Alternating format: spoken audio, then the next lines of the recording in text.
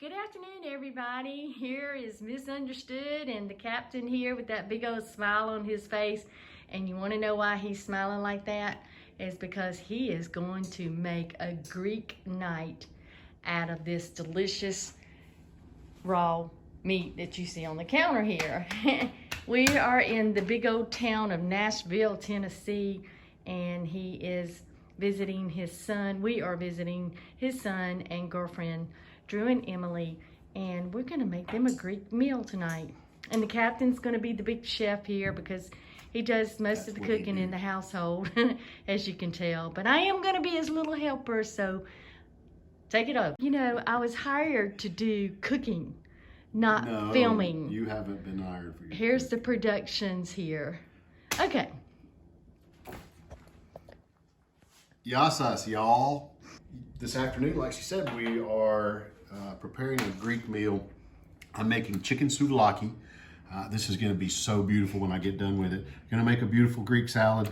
And what this is a couple days ago, I put a whole package, 6 big fat chicken breasts in the marinade. And the marinade recipe will be down in the description.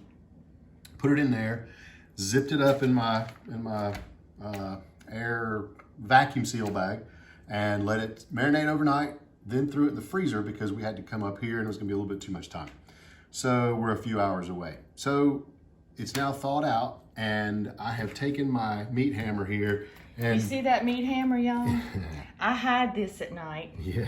Just in case I need it. See, so what I do is I just kind of feel this. You have to hit every piece of meat at first, but then you just feel it and you'll feel like theirs feels like a knot there. So that's it. Just kind of get funny at the paper. That would not be funny because this is raw chicken. That'd be nasty. So it's been marinating and I'm going to put it together. I'm going to cut this open and I'm going to start putting together the process by which you can stack it on top of each other in layer after layer after layer after layer and end up with a beautiful souvlaki like they would do on the rotisserie without having the rotisserie. So here we go. Cut. Cut? Cut. You sure? Cut. Smile. So in order to do this, in order to stack this chicken, we're going to take these and lay them out and stack them all up on top of each other. In order to do that, you need to be able to have something to hold it all together. So I use potatoes to hold the skewer, and I try and put it on as straight as possible, but that's dang near impossible.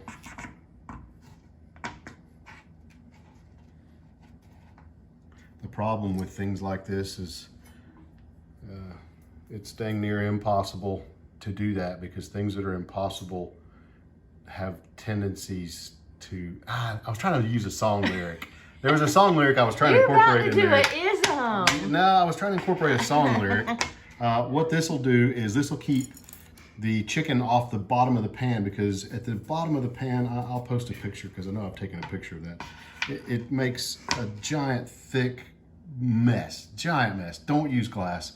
If you can, if you have one, if you can get one, just get a disposable aluminum pan because it's going to be this deep with black crusted gunk.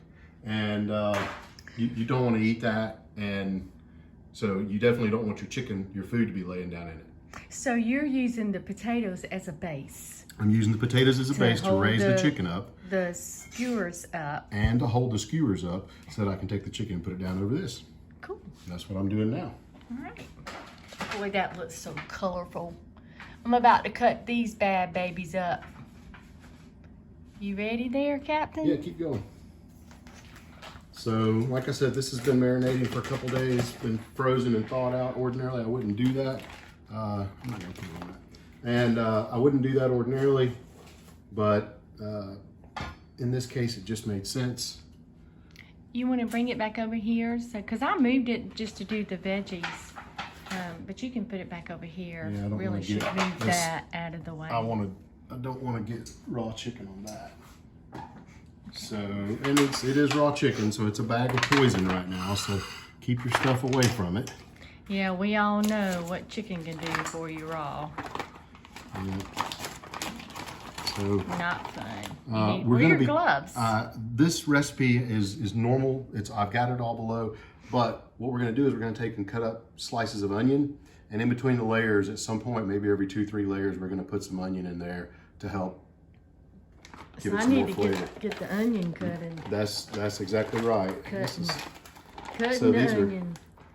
These are fairly small pieces. The way I cut these, so if they're small, and you only can get it over a couple of skewers, that's fine.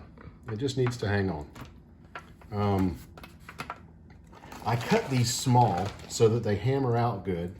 And the way I cut them is the same way I cut them for my chicken, what was that? The chicken parmesan recipe that the video that I have up.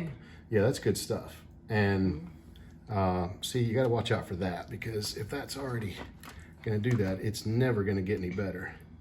So let's do that and give it a little room. Try and keep that from happening. So this was 6 chicken breasts, and each one is in 3 pieces. So that's 18 pieces that we have. And we're gonna need to put some of that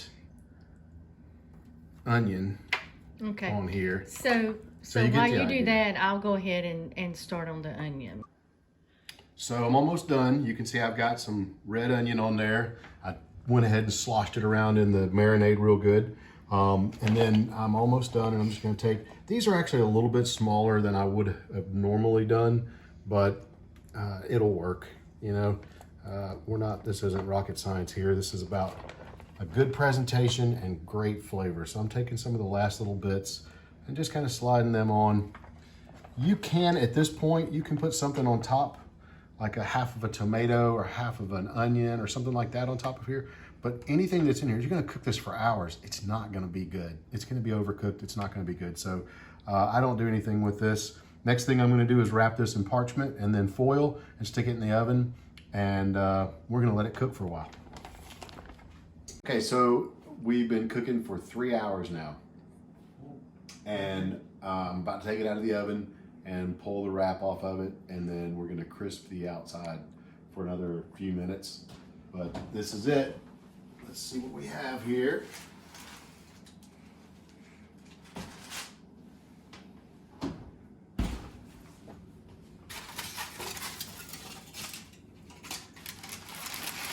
Foil and parchment. Oh, look at there. Doesn't that look beautiful? So I'm gonna take that, put it back in the oven at 350, and don't you touch that. It's hot, I can't. Yeah, that's right. It's hot. All right, I'm gonna open the oven back up, and we're gonna put this back in for just a few minutes.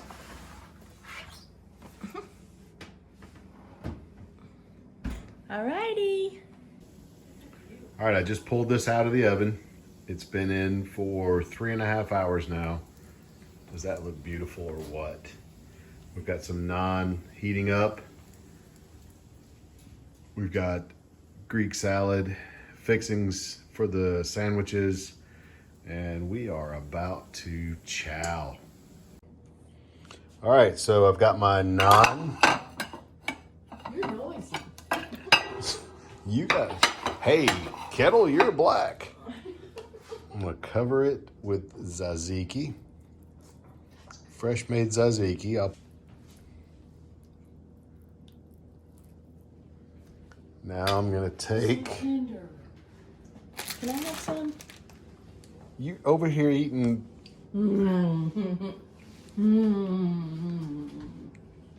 So that's my souvlaki. Good.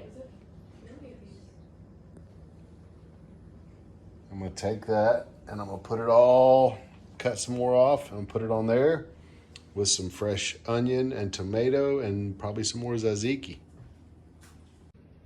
What's crazy to me is they put French fries on there. They put French fries in grease to make you feel more full for the $2.80 that they charge you. Worse. But I'm putting tomato and onion and some, this is Bulgarian feta. It's good. It has an extra bite to it. And then you take that and wrap it up, and there you go. Yasas. So we're about to have it. I'm gonna have my gyro with Blue Moon, and we actually picked up some French fries to add to it. That's not something that used to happen in Greece, but they can sell it now, and you can feel fuller by adding fries to it. So modern gyros in Greeks have French fries, but the real ones don't, the original ones. But man, toasted naan, little feta cheese. This is supposed to tear easier than it is, so I'm just peeling it back. Yasas. Good? Mm-hmm. Yes. Polikala.